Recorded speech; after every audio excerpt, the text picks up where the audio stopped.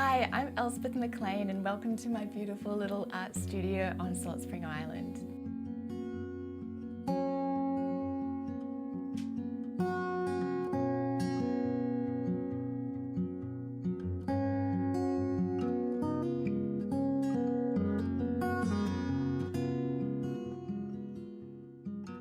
What I would really like to do today is just to show you a little bit behind the scenes of the process into what actually goes into making a mandala stone. These stones are really special and sacred to me. They're not made by people in a different country or in a production line. It's not like I'm painting red, red, red, red, and then orange, orange, orange, and making carbon copies of each one. Every stone has its own story to tell, and I'm like the vessel that is there to bring out the design and bring out the colour. So each stone really commands its own attention and my full attention to bring out the beauty and the colour within the stone. So as you can see, look how beautiful and round this is, and I do want to say that I have not shaped these at all. This is exactly how I found it off the beach. There's 3 different designs that I use to paint on the mandala stones. There's the original jewel drop mandala. I named it jewel drop because it just reminded me of a beautiful sparkling jewel. And so that's the style that I began with. The other pattern that I use is the sacred geometry, which is named because it's like the unfolding seeds of a sunflower. And the third design is the sea urchin. I actually dreamt of this design one night when I was in New Zealand, and so when I went and created it, I realised that it was just like the pattern of a sea urchin, so that's where that one got its name from.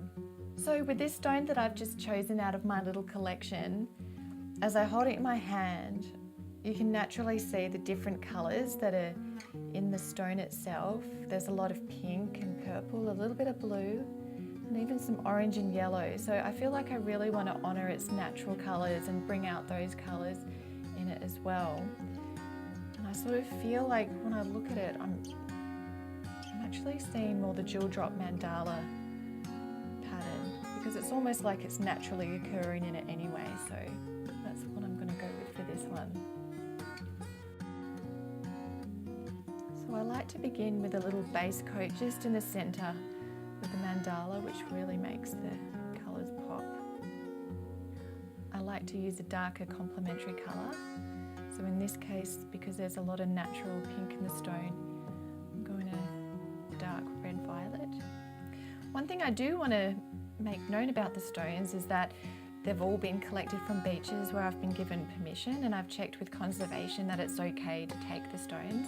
It's always really important to check when taking anything from nature.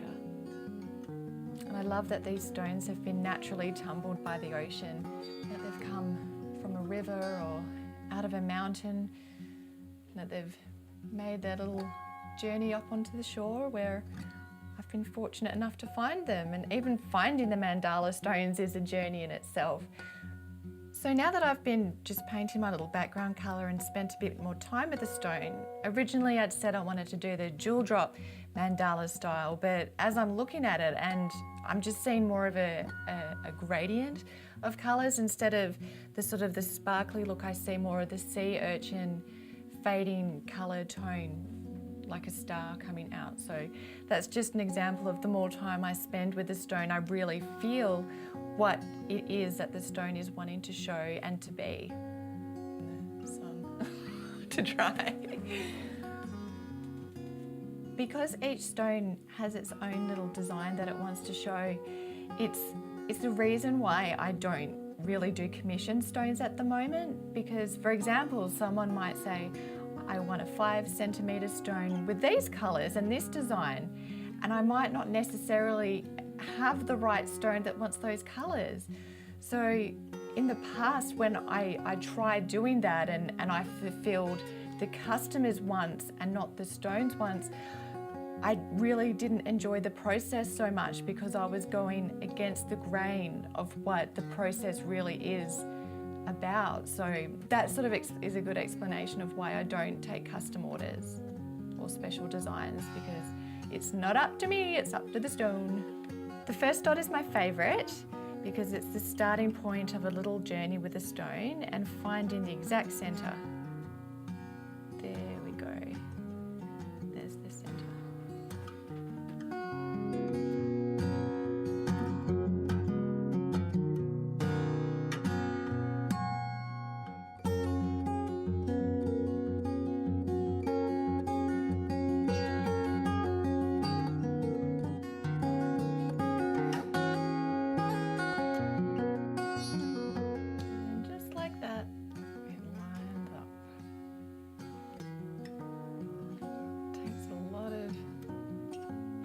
And a little bit of luck for it to just fit right in there.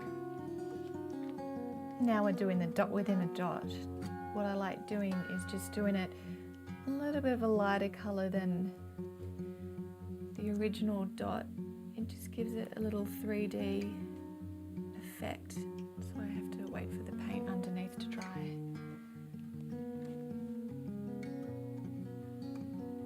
The brush I'm using at the moment looks a little bit old. It's got a few stragglers, but I get quite attached to my brushes because I learn how they sort of go. Like, you can buy two of the same brand and they can each act completely different. So I get asked all the time what kind of brushes I use, and to tell you the truth, I don't use the same one twice necessarily. I just get a size 0, size 1 and give it a go. This one's a size 0. They only cost about a few dollars each, but I go through them pretty quick.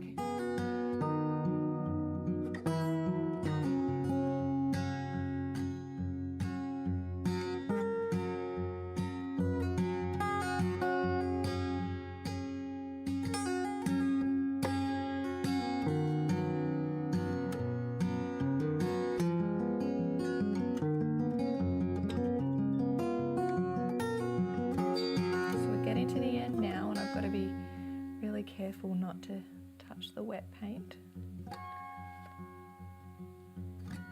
And I might do a little bit more detail around the side later when it has dried and I can pick it up and twirl it round. When I am collecting the stones out on the beach, I make it a point to send out a little blessings to Mother Earth, just saying thank you for providing these beautiful little creations for me to paint with, and I say a little sorry to all the non-round stones that I leave behind, and it's nothing personal, but it's just the round stones today. And I always, as I'm finishing up my stone, feel a really deep sense of gratitude for these little gifts, and just hope that they can go out and brighten someone's home. Painty fingers. That's from twirling my brush. So here we go. I'm just gonna make sure to be really careful. So here is the finished stone with the colours that spoke out through it, and as I explained, the little design that really wanted that star-like starburst, almost like explosion of colour. So as you can see, that from start to finish, the stones are quite a beautiful journey, and I just hope that this video has maybe answered some questions and provided a little bit of insight into my process behind it, and just how much thought and love goes into each and every stone, making each one an absolute individual work of art. Feel free to check out my website. I'll have the little link and information below where it'll link into all of my social media, whether it's Instagram, Facebook, Twitter, and my YouTube channel. So thank you for watching, and see you out there. Bye.